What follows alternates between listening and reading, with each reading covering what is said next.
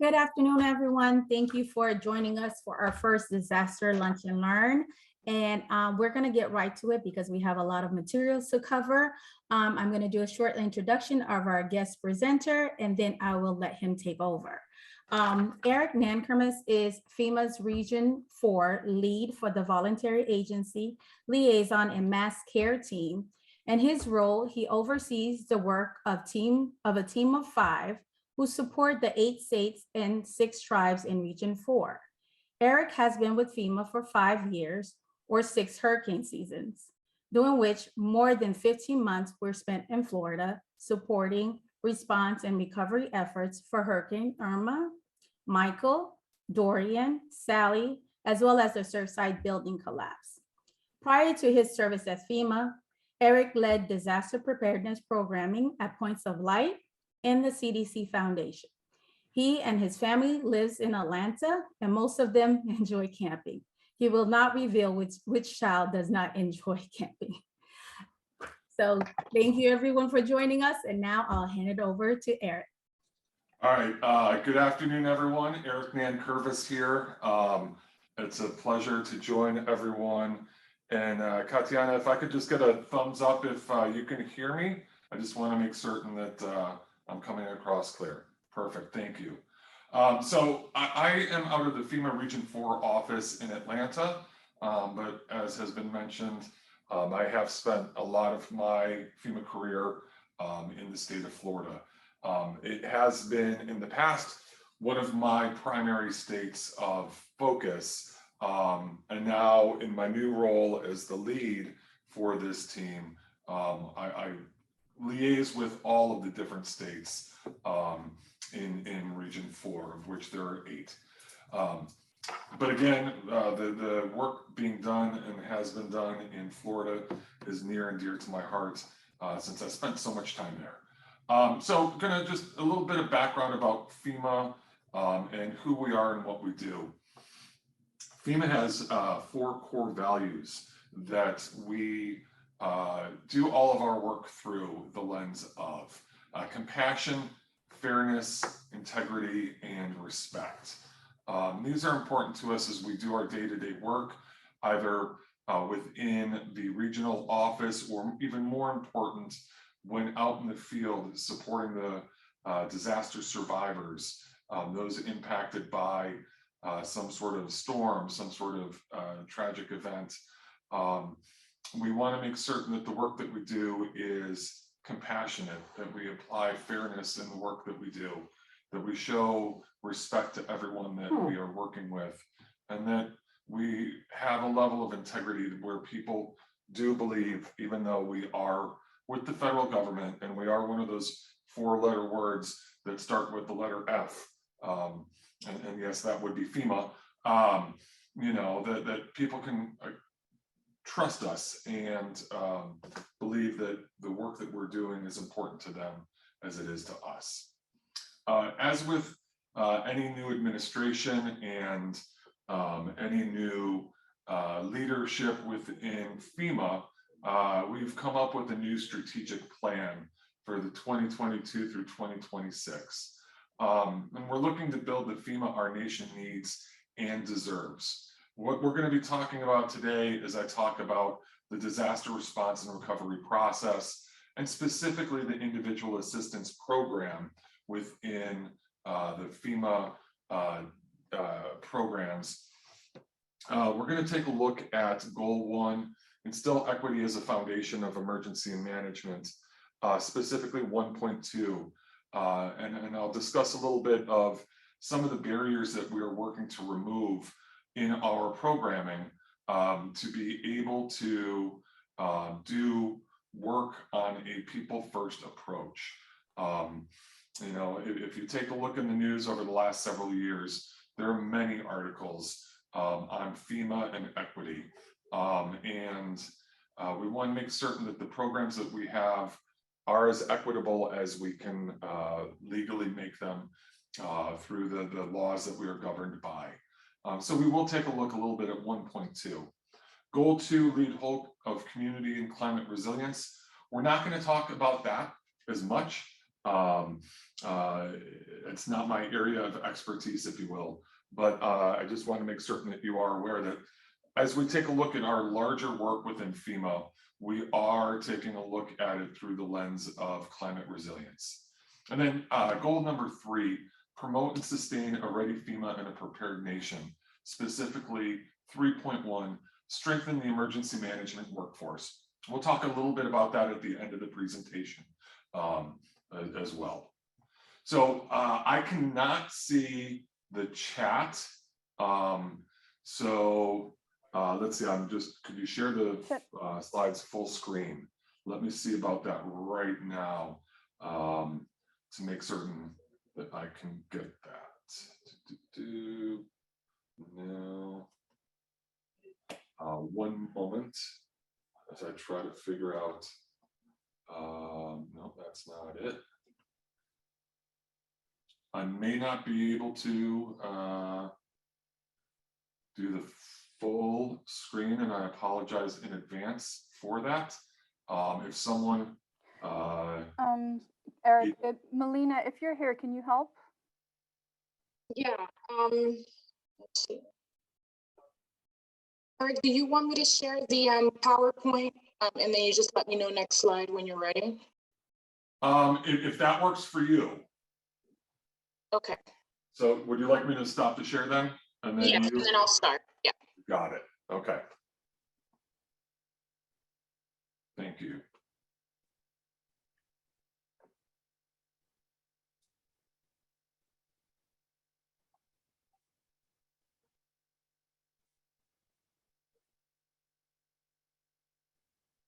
Okay, if you can move ahead 2 slides, please.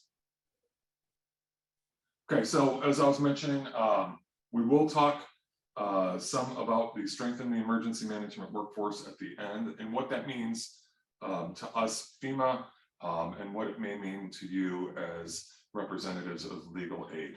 Next slide, please. So this is what a potential disaster response and recovery process looks like. That first little diamond, federal resources may deploy in advance of the incident. If it's a known event, something that like a hurricane coming towards Florida, most likely we will have certain resources that are deployed out or moved into the area in advance of that, including staff to support the Florida Division of Emergency Management and potentially even down into the local emergency management level. Then the incident occurs, local first responders arrive on scene, the local emergency operations center is activated, the state may activate their emergency operation center. With that, if it's large enough of a disaster that the state cannot handle it itself, the governor will request either an emergency disaster declaration or a major disaster declaration.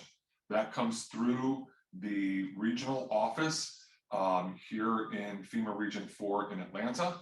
And we make a recommendation that goes up to the president to decide whether or not a declaration is granted. If a declaration is granted, we will determine what sort of assistance will be provided. That's usually at the request of the governor to the president, and we'll get into the types of FEMA programs and assistance that may be provided. Again, this is where the incident occurs and it builds up from the local to the federal level. We like to say in the FEMA community, major disasters are federally supported, state managed, locally executed. So just a way to think about it, all disasters start and end local, and we only come in if there is that emergency or major disaster declaration. Next slide, please. So the types of FEMA disaster assistance, there's public assistance, hazard mitigation, and individual assistance. We're going to touch upon public assistance and hazard mitigation briefly, and the majority of what we're going to talk about is the individual assistance, because that's where the work of different legal aid organizations really comes into play. Next slide, please. So public assistance are grants from FEMA administered by the State Emergency Management Agency. This is for infrastructure. This is for utilities, public buildings, road, bridges, things that may have been damaged by that declared disaster event. Public assistance may be granted in an emergency declaration in advance of a pending storm, such as a tropical storm or hurricane, but usually are done after when there are preliminary damage assessments that are made. Next slide, please.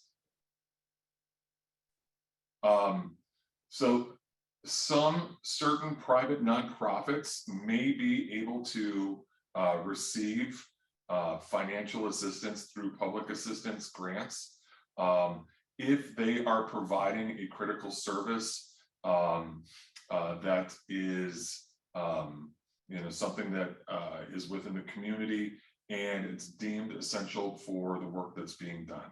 Next, please.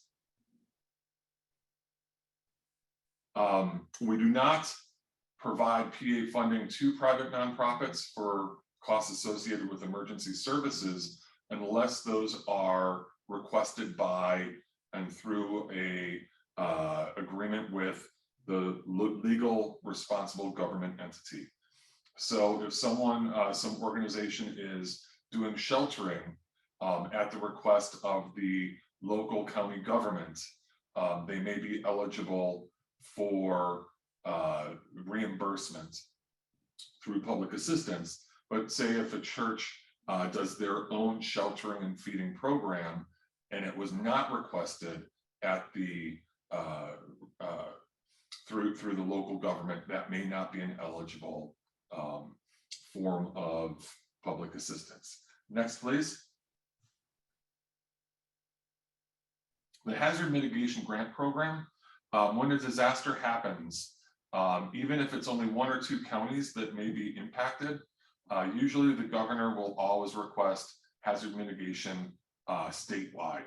This is to be able to help strengthen the infrastructure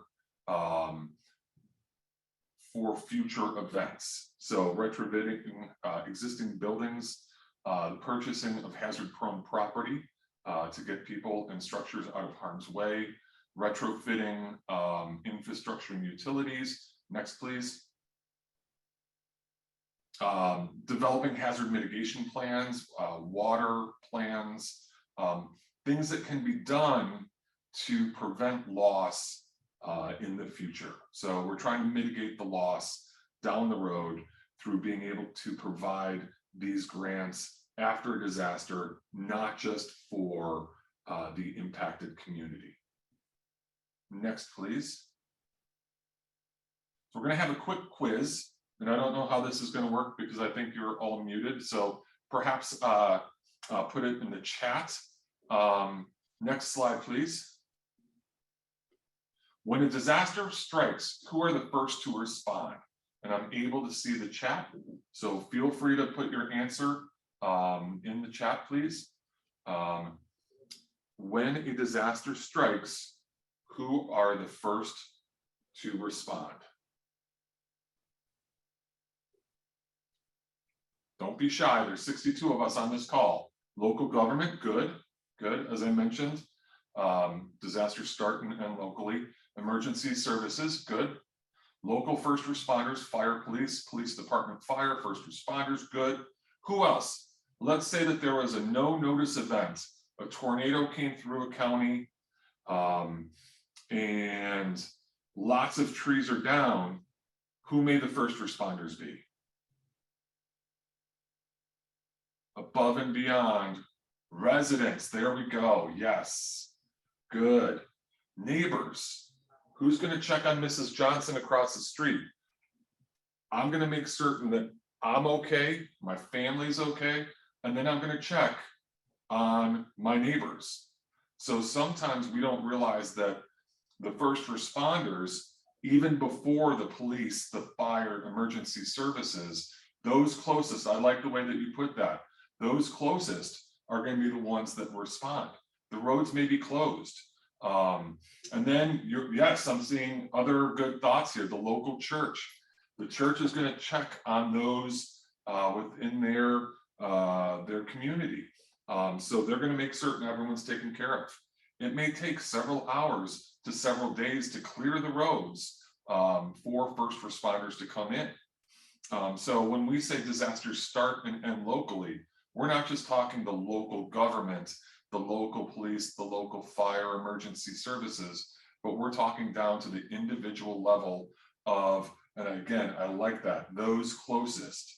And then it's groups like the Salvation Army providing feeding. It's groups like the American Red Cross providing sheltering. It's the churches and the faith-based organizations working together collaboratively to take care of those immediate post-disaster needs of the disaster survivors. So good. And again, I really like that term, those closest. I've written that down and I'm going to use that moving forward. Next slide, please. So we have what we call the sequence of individual assistance delivery. As I mentioned, the first is those closest, those local organizations providing immediate emergency food, providing emergency sheltering, clothing, medical equipment, cleanup and muck out. There's organizations out there whose their entire job is to go out with the chainsaws and clear the roads, cut the trees off the top of the houses, put up those blue roofs. You know, so we think about voluntary organizations providing that mass care assistance. If it's a large enough disaster where there's a lot of damage, one thing that we FEMA do not want to do is duplicate benefits. So we're going to take a look about if there is that disaster declaration, is there insurance available through a homeowner's policy, a renter's policy, other sorts of policies. And if there is that disaster declaration for individual assistance that was requested and granted, we'll have different FEMA programs that may be available. We'll get into them in the next slides, but number 3, number 4, number 5, you know, are the different FEMA programs or federal programs that are a part of the process. And then when the FEMA programs are over, we've had everyone register for that disaster assistance, and the funds have been allocated. Those long-term disaster-related unmet needs go back to the voluntary organizations. This is where we, FEMA voluntary agency liaisons, work with the state voluntary agency liaisons at Volunteer Florida. We work with the Florida Voluntary Organizations Active in Disaster, or VOAD. We work with local long-term recovery groups, long-term recovery organizations. In Miami-Dade, the organization is FRIEND.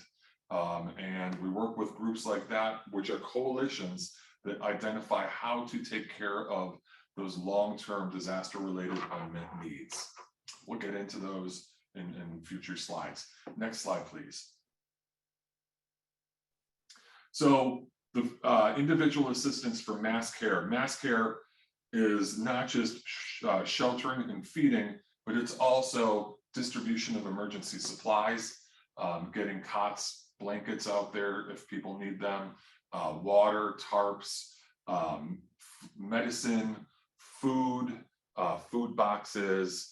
One of the big concerns that we're already focusing on, even in advance of there being a second named tropical storm, is baby formula. If there's a large hurricane that hits somewhere in the United States, we already have a shortage of baby formula. This is stuff that we're working on right now through our logistics of where can we procure that in a moment's notice, and how do we get it to the state or states to be able to ensure that there's that formula available above and beyond just the food, the water, and the other emergency supplies. Mass care also includes evacuation and reunification, as well as pet and service animal support. One of the lessons learned from Hurricane Katrina is that the shelters do not take pets. People may not leave their homes. So we FEMA with the states and state mass care partners have really focused on how do we provide more support for people who evacuate with pets and people who evacuate with service animals. Next slide, please. And if there are questions along the way, please feel free to put them in the chat. I do have access now to be able to see the chat while I present. You know, if there's something that you want me to talk a little bit more about, feel free to put that in there and I'll try to address it best I can. So as I mentioned, individual assistance, that's the program. While public assistance, you would think it's to help the general public, it's really the infrastructure, the buildings damaged, the utilities damaged. Individual assistance, we have what we call the individual and household program. This is when we say, hey, register for FEMA assistance. That's through individual assistance and the IHP or individual and household program. If there is a verified loss, there may be housing assistance that's provided. We may be able to provide reimbursement for hotel stays, short-term hotel stays following a disaster if someone had to move out of their house for a short amount of time. There may be rental assistance that is provided. The home is not inhabitable at the exact moment, and so someone needs to stay somewhere while that home repair assistance is being provided and the repairs are being made. So we may be able to provide rental assistance and then continued rental assistance up to 18 months from the disaster to allow people to have a safe, sanitary and secure place to live while those repairs are being made. There's also other needs assistance, or ONA is what that's known as in FEMA speak, where if there were damages or there's medical or dental issues that were caused by the disaster, those may be reimbursable. Funeral expenses may be reimbursable for any disaster-related fatality. Childcare may be reimbursable if there's the need now that the home is not inhabitable. And then moving and storage. If you have to put your possessions somewhere, there may be some funds available for that. Next slide, please. So after the first round of applying for FEMA assistance, there's the next step, which is the Small Business Administration Program, or the Small Business Administration Disaster Loan. This is where a lot of people get tripped up in the FEMA process. They get this referral to say, hey, you need to apply for a Small Business Administration Disaster Loan. Well, someone reads that in their letter that says this is the next step of the process is to apply for this. I'm not a business. I'm not a small business. I'm a person. I am not going to pay attention to this. The SBA is the only arm of the federal government that is able to provide small loans after a disaster that may be up to $200,000 if people are eligible for that. So if someone gets referred to apply for an SBA loan, that is the official next step within the FEMA process. And we'll be honest, we would rather provide a loan to a household or an individual to help them with their own recovery than to provide a grant. The reason being is we want to be good stewards of taxpayer money. And if we can provide a loan at a low interest and get that money back, we're being better stewards of your money. So real property loans are up to $200,000. Don't have to draw down from it right away. don't have to pay it back right away. And then personal property loans are up to $40,000. Again, not every individual is going to be eligible for that FEMA, that SBA loan. As part of the application process, we do take a look at the ability for someone to potentially repay or not on that loan. So what we try to do is only invite those that we see would be a good candidate for that loan. And we try to save as much of the additional funds for those that may not have insurance, those who may not be, may have underinsured, those that may be a risk for non-repayment. That's where the grants that we provide come into play. But even if someone has insurance and the majority of insurance is taking care of their recovery, we still recommend that they register for FEMA assistance because it may open up the SBA loan and they may need that money down the road.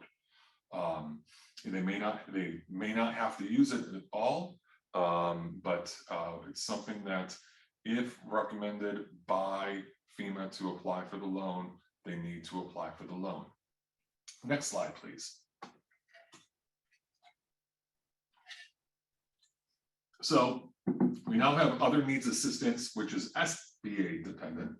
This is for individuals or households that may not be eligible for that SBA loan. So this would be for the personal property loss, verified personal property loss, transportation loss.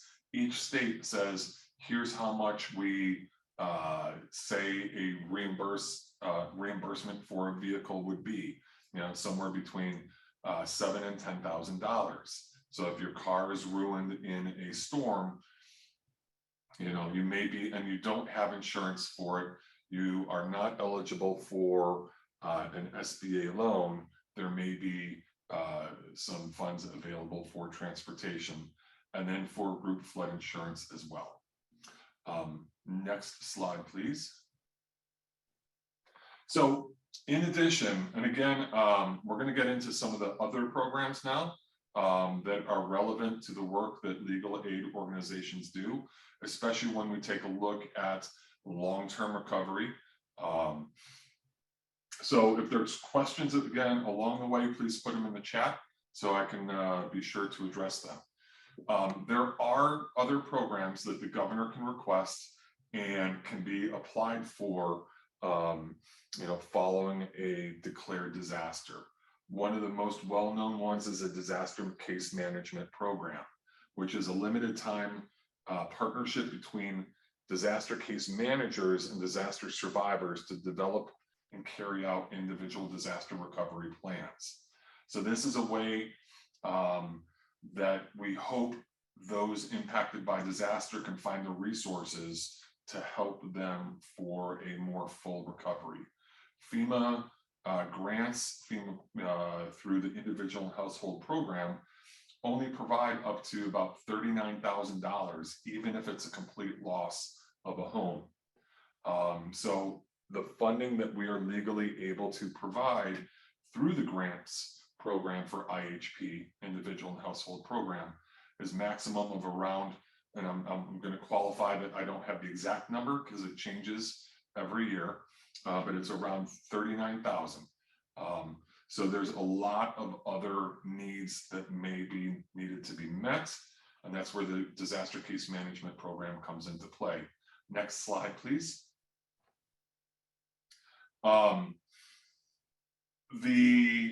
Usually it's the state that applies for this. Within the state of Florida, it's Volunteer Florida on behalf of the Florida Division of Emergency Management that applies and writes the program. There's the Immediate Disaster Case Management Program that usually starts up within the first month and is not to exceed 180 days. That seemed to be a stopgap before the rollout of the full disaster case management program. In order to be eligible for this, besides writing the grant and it being reviewed and the negotiation back and forth between FEMA and the state or the non-federal entity submitting the application, it does need congressional approval. In the last several years, in my tenure at FEMA, Hurricane Irma had a disaster case management program, and Hurricane Michael had a disaster case management program. Some of you may have been involved with some of the work of the long-term recovery groups following those storms, and may have engaged with the disaster case management program implementers. One thing that I will say that it does take a long time for it to be approved.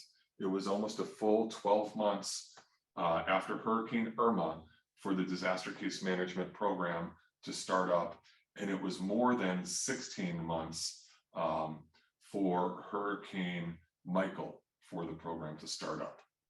Now, Florida also is leading the way in non-federally declared disaster case management programs. Hurricane Sally is an example of Escambia County put together their own case management program that was not federally funded, as did a coalition of organizations in Miami-Dade after the Surfside building collapse. So it's, a lot of times people think that this is the end all be all, but there's other ways to provide disaster case management without the federal funds and without the bureaucracy that comes with it. Next slide, please. Additionally, we have a crisis counseling assistance and training program. These are crisis counselors. We do not, they do not keep records or case files. They do not do any sort of mental health or substance abuse treatment.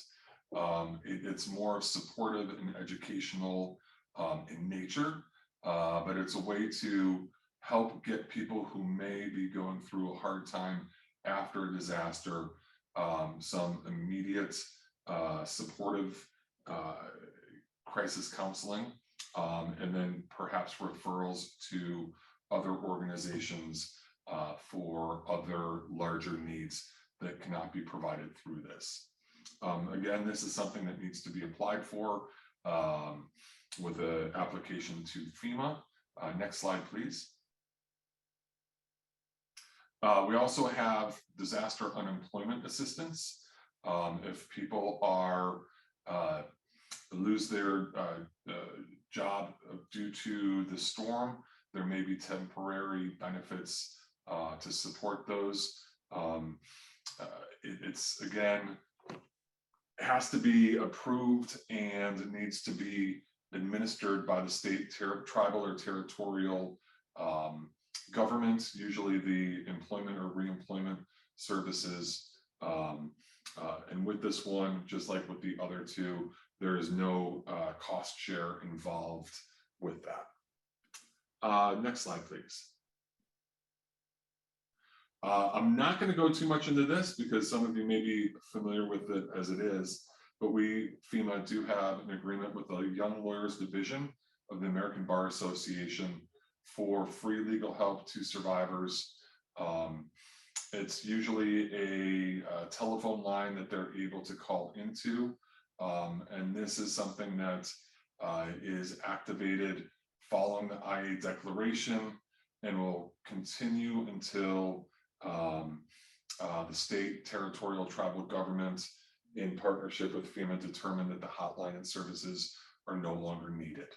But this is for cases that will not generate a fee for the survivor, and it has to be legal services to meet unmet disaster cause needs without cost share.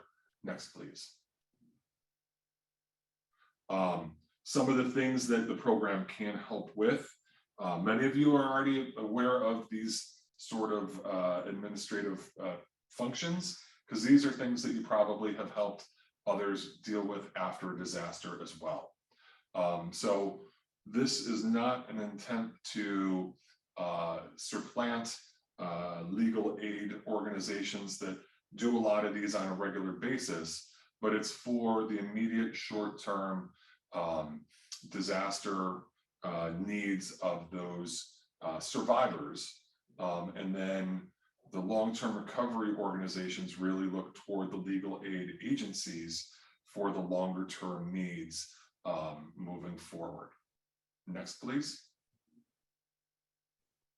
So unmet needs. We talked about, disaster-related unmet needs. FEMA can provide a certain amount of funding for those who are uninsured or underinsured.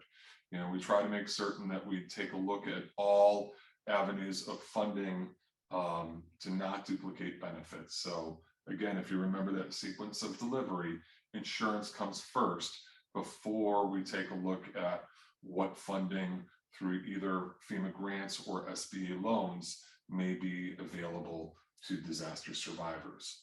But we know that those funds can't take care of everything for everyone.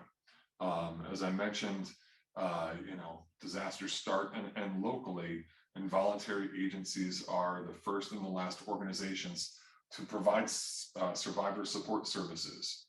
And these may be, again, providing some of those services before a disaster happens, getting those shelters open before a hurricane comes, or immediately after a no-notice event, such as a tornado or flash flood.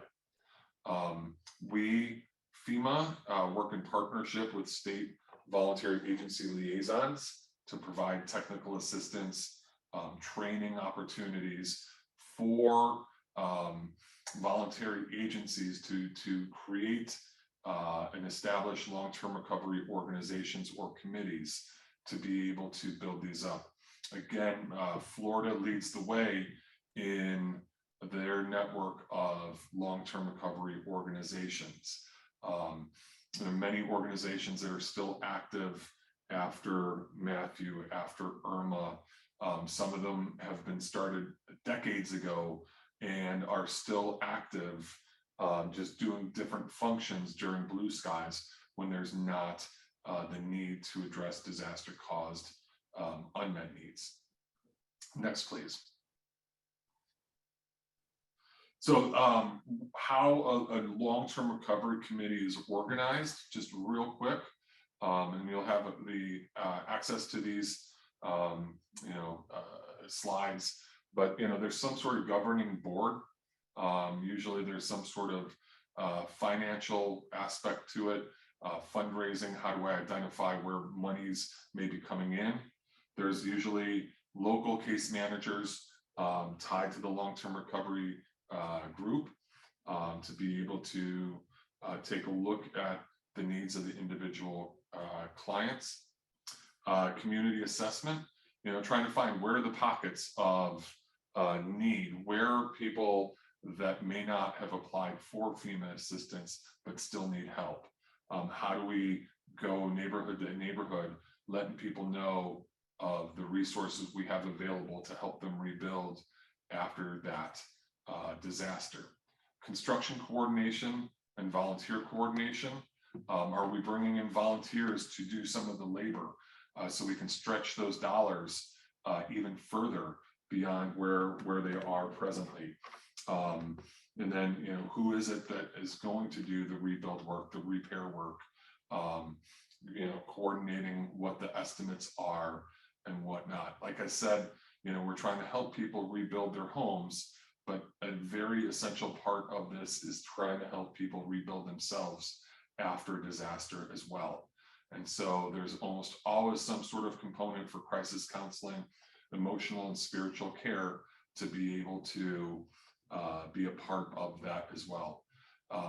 Sometimes the disaster survivor just needs to tell their story before they're even willing to allow for any sort of assistance coming in.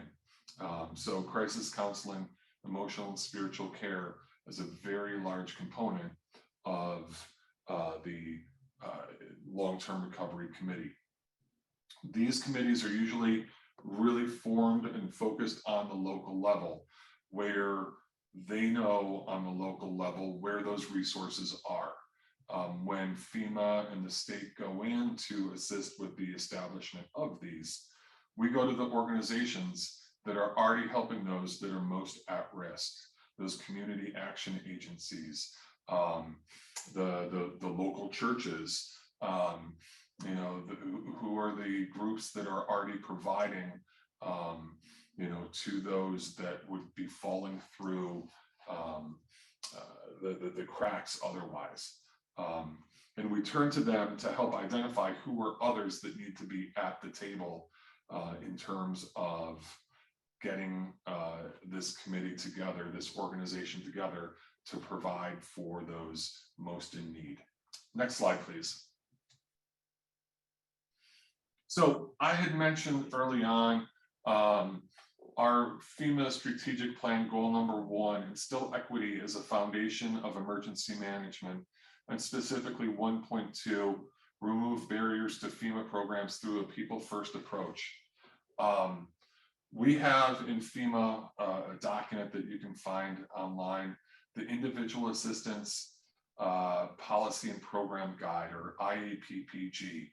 You can even just type in Google IAPPG FEMA, and it tells everything about the individual assistance program, everything that we've been talking about thus far today. What's not in there is what I'm sharing with you now, because it is policy now, but it has not been added into the guide as of yet. And this is one where I think it's really important for legal aid to know this, because I know post-disaster, after Irma, after Michael, after Sally, a lot of time was spent on by legal aid organizations trying to prove ownership and occupancy. How with air property can we get the assistance from FEMA to be able to you know, probate the properties? How do we show clean title? We'll get into that in a moment. Providing expanding housing assistance and other needs assistance funding, and expanding assistance for disaster caused disability. So next slide, please. In the past, people had to prove very clearly ownership, occupancy, both homeowners and renters. We've expanded the forms of documentation to prove that ownership or occupancy, to include car registrations, court documents, letters from local schools, federal or state benefit providers. And if it's someone who has been living in a trailer park or mobile home park, the signed statement from the mobile park home owner, park owner, to say, yes, this person lived at this residency or this lot from this time to this time up until the storm hit. Next, please. For homeowners specifically, public officials letters, receipts for major repairs and improvements. Someone may have a home that they've been living in that was their parents, and that was their parents' parents, and was their great grandmother's, and they don't have that clear title. You know, it's that airship issue.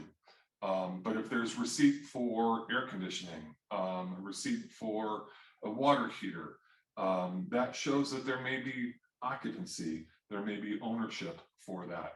A letter from the public official saying, you know, John Smith has been paying the taxes on this property that is in the name of his great grandmother. And then when all else fails, we now are taking and considering self-certification. I, Eric Nankervis, have lived in this home for all of my life, and it was passed from my great grandmother to my grandfather to my father to me, and we have not cleared the title for that.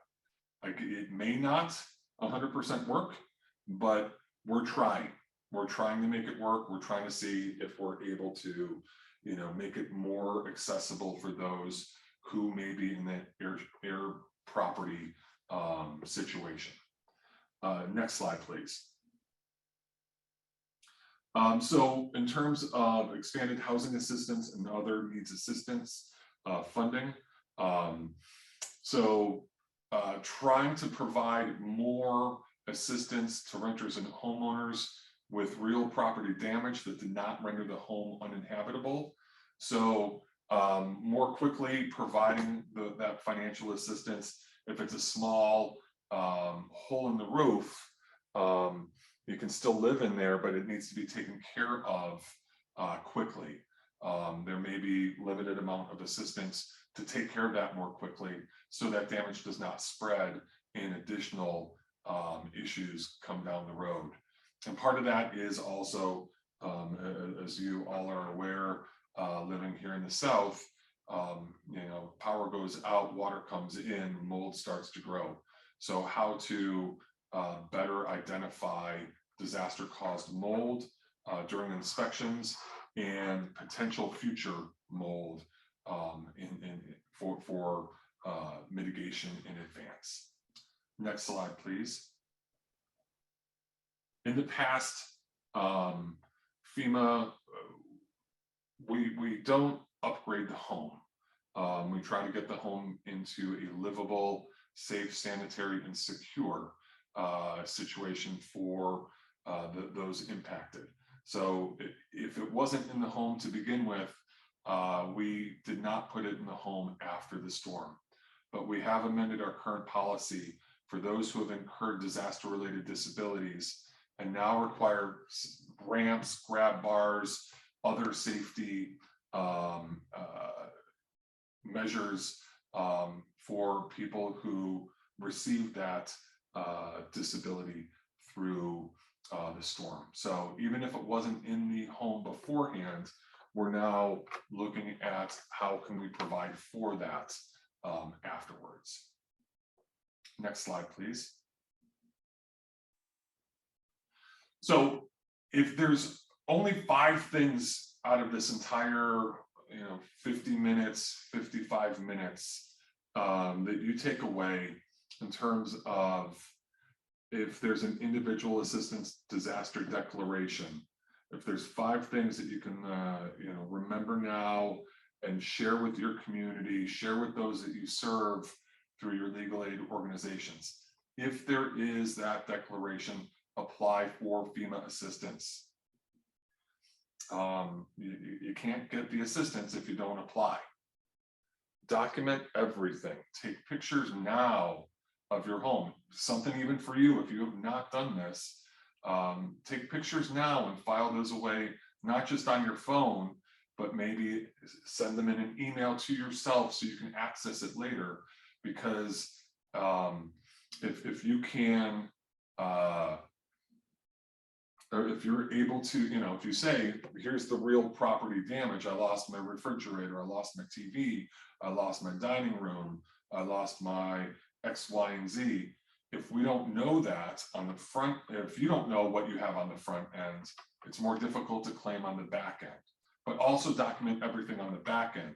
The pictures of the broken refrigerator, the pictures of the broken, the molded out stove, but take those measures now yourselves, as well as those that you serve, to take pictures and document everything now, so you remember what you have during that post-storm trauma when you're trying to remember and you're trying to fill in all of your paperwork.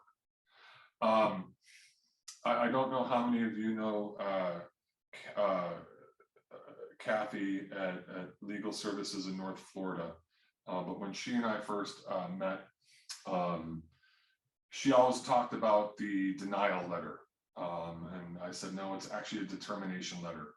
And most people call it a denial letter because they are told that they were denied FEMA assistance. But reading the letter carefully is important, and you helping your clients be able to read the letter carefully is very important, because sometimes the reason for the denial in the determination is something as simple as inverting 2 numbers in a social security number. you wrote down 6-7 instead of 7-6. Again, you've just been through what had probably been one of the worst days of your life, and you're trying to remember your social security number, and you write down the numbers inverted. That will trigger a cannot prove identity. When I started with FEMA, my little email address footer, where it's has all of my contact information, my last name was spelled incorrectly for about 2.5 months. I was the one who set that up, and it was spelled incorrectly for 2.5 months. Inverting one letter in your last name will make it difficult for FEMA to prove identity. Some of it may be proving that you were an occupant of that, and they will state, here's what you need to do if you believe that this is incorrect. And more so, call the helpline, the FEMA helpline, if there is that questions, those lingering questions. Number 4, if referred to the Small Business Administration to apply for a loan, apply to the SBA for that loan. That is a part of that process. And if you do not, you may not be eligible for anything more from FEMA. If someone's referred to SBA and they do not apply, but they go to the Long-Term Recovery Committee to say, hey, we still need help recovering from this storm, they may be asked, why didn't you apply? You potentially left money on the table. So it's part of the process. If you know now that it's part of the process, you can help others understand that if they are referred. Again, not everyone will be referred, just because there's, we want to make certain that those who may not be eligible because they're deemed potentially a risk of defaulting the loan, we won't offer that loan to them. But if referred, apply. And then if you do not agree with the determination, appeal. This is where legal aid comes in a lot to be able to assist with those appeals and appealing down the road. After those disaster recovery centers are closed, after the disaster legal assistance hotline is closed, when the long-term recovery groups are advocating for the survivors, when those case managers are advocating, the appeal is one area where legal aid can really be of value. If someone does not agree with the determination, appeal it. And that's even if the amount was too low. FEMA says, we're going to give you $5,000, but you have 3 estimates, 3 quotes that show that it's $8,000. You have that to prove the value of it is more. With the inflation going on and the cost of building supplies going up 100-fold, that's very important. That's where the document everything and appeal really come into place. So again, there are 5 things to know, 5 things that you can share down the road. I would say these are the 5 things to remember. However, there is one more though that I really think the legal aid organizations can be focusing on now. Next slide, please. And that's helping those that you serve that have air property or title issues to clean those up now during the blue skies. While FEMA is allowing for certain new ways to prove occupancy, that doesn't mean that that individual or that household will be eligible for other programs, be it through USDA, be it through HUD, through the Rebuild Florida, through the different programs that they have. There still needs to be that ownership, and if we can make it easier now to clean up the titles, to clean up the air property issues, it will help on the back end, putting the time in on the front end. It'll be a lot easier to prove it'll be a lot smoother to go through. So if there is one thing that legal aid can do during blue skies, when their storms are not approaching, is to figure out how can we help those who have these issues. How do we outreach to them? How do we help clean that up and help them have that clean title for down the road? Next slide, please. So back to the strategic plan. 1.2, we're working on removing barriers to programs through a people first approach. We are the federal government and it takes a long time. We're trying to teach the change that we want to be. And we're trying to build FEMA, the FEMA that our nation needs and deserves, but we're trying. So yeah, I said, we're going to take a look at 1.2. I gave you some information of what we're doing right now for 1.2. I said we're going to take a look at 3.1. So we're going to have a little pop quiz again. Who do you think the emergency management workforce is? Go ahead and use the chat. When I say FEMA wants to strengthen the emergency management workforce, who is that workforce?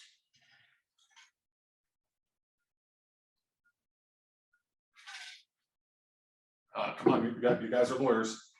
You need to share your opinion. I know how that goes. All right, I'm seeing nothing. I'm the one who's keeping everyone from taking their plate to the kitchen. A lot of times when I do this presentation in person, people will say emergency management agency, police, fire, emergency services.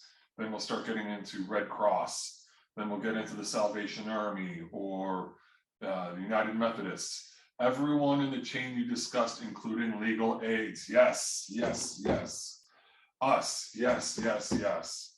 The mere fact that you all have an interest and spent, an hour here today listening to me drone on about FEMA and the programs. You are a vital part of the emergency management workforce because, again, disasters start locally and end locally. FEMA has those programs that can assist and be a stopgap, but it's not the final recovery for a lot of disaster survivors. The more that we, FEMA, can educate this workforce, all of you, on what our programs are and get you to think, especially as you're starting off this series of lunch and learns around disaster, okay, what is it that we, legal aid, can do to be able to remove barriers to FEMA programs through a people first approach? We don't do that ourselves. We don't clean up the titles. We don't write the appeals. So you are part of that disaster start locally and end locally. And you're a part of that emergency management workforce that provides for those needs of those that may otherwise fall through the cracks after disaster. Next, please. So it's not just core values for FEMA, but it's for all of those emergency management workforce of compassion, of fairness, of integrity, and of respect. None of us would be doing this, sort of work if we didn't want to help others.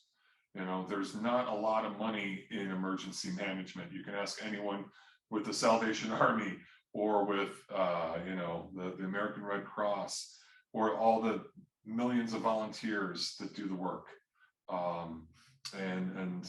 It's through the core values for the emergency management workforce as a whole, compassion, fairness, integrity, and respect, that we work together to be able to support the disaster survivors.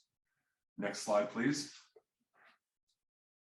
So this is my contact information. I'm making certain that my last name is spelled correctly here, both in the email address, yes it is, and 351-9206. Yep, so I did not make any errors.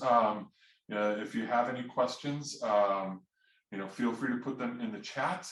We did schedule this until 1:30, so I'm going to be sticking around until they disconnect me. But if you have any questions, please feel free to raise them up.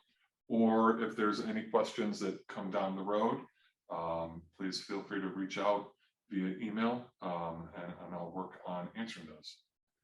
So turning it back over to our esteemed leaders here. Thank you, Eric.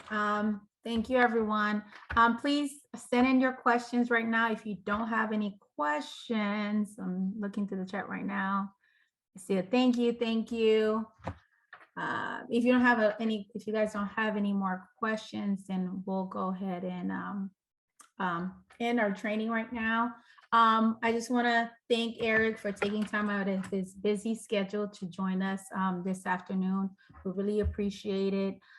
We hope you guys got some really helpful information today, not only for our clients, but for yourselves. So we want to just thank you, and thank you, Eric, and enjoy the rest of your afternoon. Bye, everyone.